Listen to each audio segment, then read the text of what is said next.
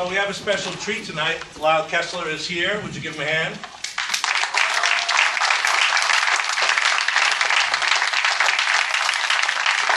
Beautiful wife and beautiful daughter, and it's surreal, really, to have you here.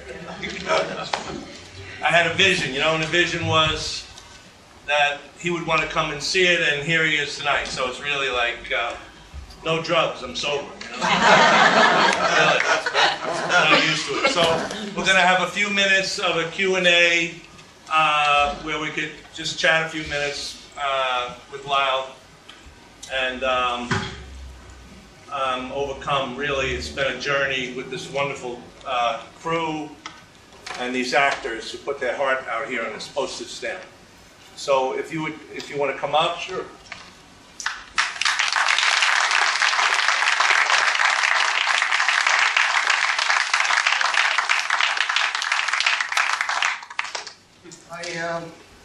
One thing here, it says, read this. It said, the Kesslers live in Santa Monica, California with their 2-year-old twins, Catherine and Michael. So my 2-year-old twin, Catherine, is growing up playing We're very fast in Santa Monica. I want to thank, I can't believe what Jim has done here in this little space with this play. I mean, I've never seen it in such a tiny space, but Jim and the actors are just amazing. It's a very powerful production and with really internal, emotional content, and it's just a joy. I'm so happy that you invited myself and part of my family here. So thank you so much. Thank you. Lyle Kessler is a playwright, actor, director in LA and New York. He's a member of the Labyrinth Theater Company. He initially starred in the Philadelphia premiere of Waiting for Godot, opposite Bruce Dern. He played Lee Strasberg in Mark Rydell's film James Dean, starring James Franco. He moderated the Playwright Directors Unit of the Actors Studio West for 11 years, continues to moderate at the Actors Studio East. Mr. Kessler served as Artistic Director of the Sundance Screenwriters Lab. He also participated in the Sundance Screenwriters Conference in Hungary, working with writers from all over Eastern Europe. As well as teaching at Sundance, he also was a professor of Loyola Marymount School of Film and Television. Mr. Kessler, Martin Landau, and Mark Rydell ran the successful Total Picture Seminar at UCLA, collaboration between writer, actor, and director. Mr. Kessler was awarded a Rockefeller Foundation Playwriting Grant, won the New York State Council on the Arts Playwriting Award. Mr. Kessler and his wife, actress Margaret Ladd, are founders of the Imagination Workshop, which began at New York's Mount Sinai Hospital and is now located at UCLA's seminal Institute of Science and Human Behavior. Using a unique artistic methodology, actors, writers, and directors create scenes and original plays with psychiatric patients, veterans, and at-risk students in the LA public schools. So, he's been around. Well, we're living in New York. We moved from Santa Monica and we moved back to New York.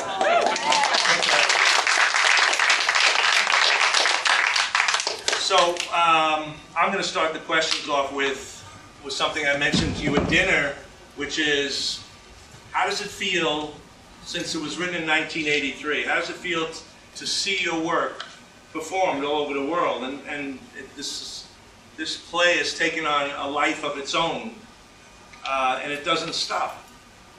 Well, it's a phenomena, and it's incredible. It's been at this moment it's being done in Istanbul, Turkey, France, Spain, Italy, and it just continues to be done around the world. My wife and I were invited to Japan. We broke all kinds of records in their theater in Tokyo, a big, large Broadway theater. And then we went with a little traveling bus and truck tour of provincial Japan where they set up orphans to do the production in different little areas of provincial Japan, and we had no idea the audience's response, you know. I mean, but the Japanese audience adored it. They reacted. They were emotional. They laughed. It was so. The answer is that something about the play touches people in some deep, primitive way, non-intellectual way that's emotional that I seem to have captured. Who knows why now? You got a lot of encouragement. Well, I don't know about that. Since it's done, I've got a lot of encouragement. So you've seen many productions. Do you ever get to a production where you start looking around and start cringing and saying, well, you seem to go with the flow no matter what it is, right? No, I've cringed a bit. I didn't cringe tonight. Good. Very joyful. That's a 900-pound gorilla in the room. You know? Did you like that? You know? Yeah. I was watching you from over there, and you were interested. And I thought a tear was just a slight tear was coming down here. But, well, no, I think I told you at dinner. I got invited. They're doing a documentary about the dead and kids, and so they invited me this week, 2 days ago, to the Velasco Theater where they were interviewing people like Alec Baldwin, who played Harold on Broadway, and other people about the dead end kids, and the sons and grandchildren of the original Dead End Kid. The play was done at the Velasco Theater on Broadway in 1935, and then it was made into a movie, and obviously, you know, since the reference to the Dead End Kids in my play, it resonated with me in some way that I wasn't even aware of, seeing it as a kid in front of a television set. My parents were upstairs in North Philadelphia, and I was down watching this movie. And so it was so moving because I don't know, a lot of people here are young, they don't know the Dead End. It was even before my time, but these kids that played it in those years, like, all the children and grandchildren were there doing the documentary. Leo Morsi, one of the dead, Hunts Hall, Gabe Dell, his son, grandchildren. They all looked to me like I was Harold. You know, I was like the father. You know, it was so moving. You know, and so the Dead End Kids, you know, something about it is being received all over the world in this kind of strange, emotional way. Hopefully never ending. Right? Well, hopefully. So, before Mr. Kessler has to go back to Manhattan, I promised him we wouldn't be taking too much time. Do we have any questions? Someone like to ask him a question? Or do you want me to do my monologue or a song? Question. Do you have a character you identify with more than the other? Could you say it a little louder? Sorry. Do you have one character you identify with more than the others? Or Do I have what? I'm sorry. One character you identify with more than the other? Or In the, in the show, is there one you identify with? no, I identify with all of them. I don't write, and you know, when I did this play, when I wrote the play, people asked if I had a brother or if I came out of, no, none of that.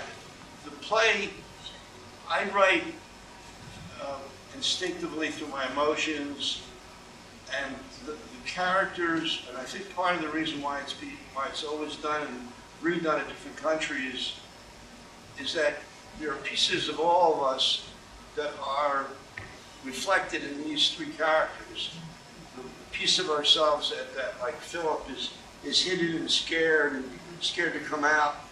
The piece of ourselves like Treat that doesn't have any impulse control and wants to respond, to be angry, and, you know, and also, you know, the father figure who wants to bring these kind of extreme emotions together and make it, you know, palpable. And I think, you know, so I love all three characters, you know, and I think people are responding to that piece of themselves that sort of is primitive and, you know, unknowable in a way. I don't know if that answered you. Somebody else?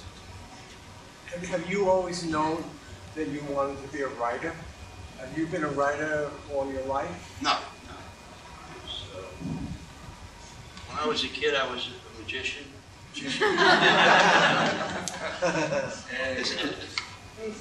I was the youngest escape artist in North Philadelphia. And finally, my greatest escape was escaping from Philadelphia.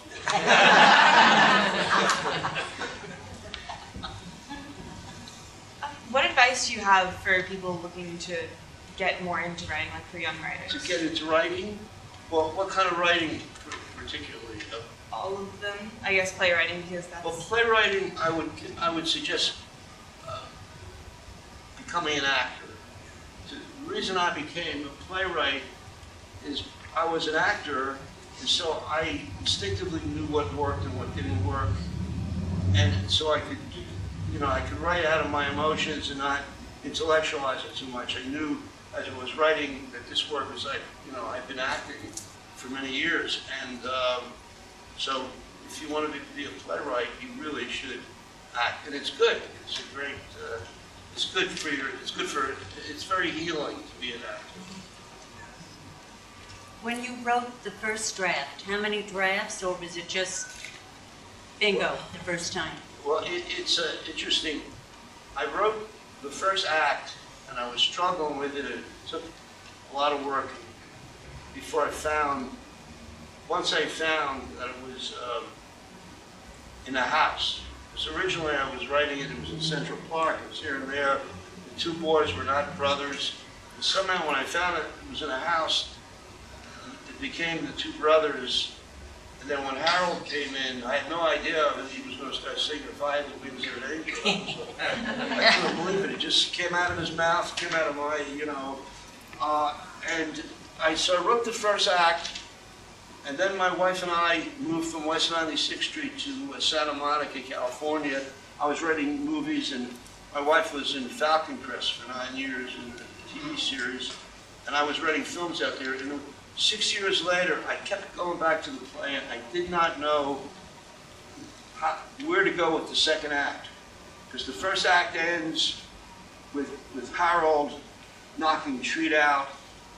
And so I tried to write the second act with him sort of training Philip to get rid of his rage and his feelings, and that be sort of like, the play didn't move when I was doing that. And then finally, it took me 6 years to discover, well, you don't even have to write about that. Skip 3 weeks later, and already he's in the Pierre Cardin suit, and he's still being controlled, but I didn't have to go through that. But I wrote that 6 years later, my wife gave birth to twins, and I gave birth to the second act. And when it was finished, did you, when you had your whole piece, did you go back and do some rewrites or tweaking here and there? We did the play in a small theater in LA, and at that point, Harold did not die at the end. He then he left the boys, and they were there together, but he left them in a positive way. But I knew something, it wasn't right, I didn't know what to do. And then Gary Sinise from the Steppenwolf Theater Company, which is one of the great theater companies in America, read the play, was crazy for it, and was directing it in Chicago. And I went there, and I kept rewriting the ending of it, trying to figure out what I needed to do. And then I realized that like the 25th, most of the play was the way it was, but the ending was not right. And then suddenly I realized that Harold had to die. And after that, it seems self-evident, but yes, of course he has to die to release Treat, to finally understand what's pushing Treat, that the abandonment, the themes of abandonment and everything that he was fighting all his life with. So it comes out in that emotional thing at the end, but I didn't know that. And then when I wrote it, then the play came into being. The end of the play really came into being in terms of what the play was about. But I didn't, it was, and so to answer your question, you know, I was in that situation in Chicago, and I was able to find the ending, which then really found what the whole play was about. So, Thank you. yeah, This is along the lines of the character dying. I'm sorry, I can't hear This you. is along the lines of the character dying. As a playwright, do you get so attached to the character that you don't want to kill him? I didn't want you to kill him, but I see why you didn't. But as a playwright, do you get to a point where you really don't want to kill him? You try to find a way to not kill him? You know, well, I wasn't thinking, I didn't know that he had to die. No, I love killing him because it ended the play. But, you know, when the play was first done, I started getting these letters from, like, different priests and different, who were writing books about the death of Christ, and they were asking me to write the introduction. I said, hey, I'm Jewish, I don't, I mean, I'll write it, but I don't really know about that. But because it touched on the theme, I guess, of Jesus and all, you know, the sacrifice that this character, Harold, makes in a way by staying there. He is putting himself in jeopardy, but he stays because he too needs these two boys. I was just curious, what is your favorite scene in this play? My favorite scene. Oh, God. Nobody ever asked me that. Ask me my favorite character. The favorite scene. I don't know. There's the funny scene on the bus is a great funny scene, but then there's the scene. You know, there's this beautiful scene where Harold is tied up and he puts his arm on the boy who's never had encouragement. And puts his arm around him, and in a way that's a very beautiful scene. So, I mean, I got a few of them.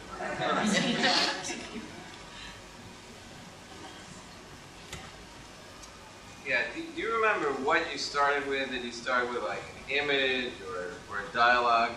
And also, same thing to you, what made you pick this? Why did you want to present it? So what did you start with the play? Do you remember, and why did you... Let me just, because my hearing is not as good as it was 40 years ago, but you're asking what was the impulse to write the first thing? And where did you start? What did you start writing? Everything I write is about people in conflict, people going at each other, because that's what drama is about, at least the drama that intrigues me. And so I had Treat and Philip in conflict, you know, but I didn't know that Harold was going to appear. I didn't know that that was going to happen. And so I think I write, the first things I write is to find the conflict in the characters that are on stage at that moment. Sometimes it works, sometimes it doesn't, you know, and so, but in this case, I found the conflict, and then I found the environment, and then Harold appeared. You know, I knew it was the heavens.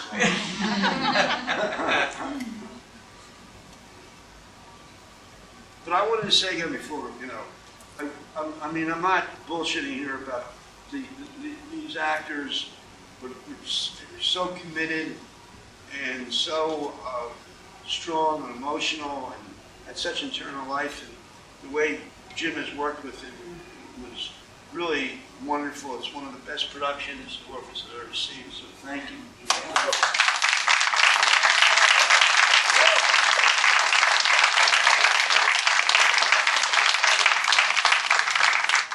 Well, I'm a happy man, so. And I'm so happy to have my daughter, my wife here. Yes.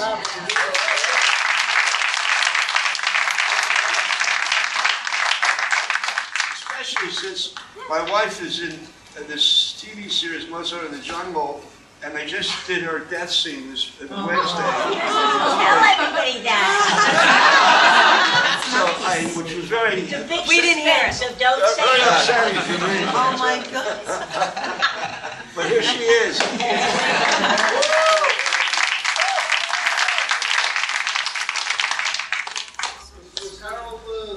be a positive role model for his brothers, or Is Harold a positive role model? he must be a positive role model, or? Well, I can't think of a role model more positive, you know, he's a tough motherfucker, you know, but he's also a loving guy, and he takes these two orphan kids who are living in oblivion, you know, and he gives them something. So love comes in unexpected packages. Well, thank you so much for being here tonight. Let's give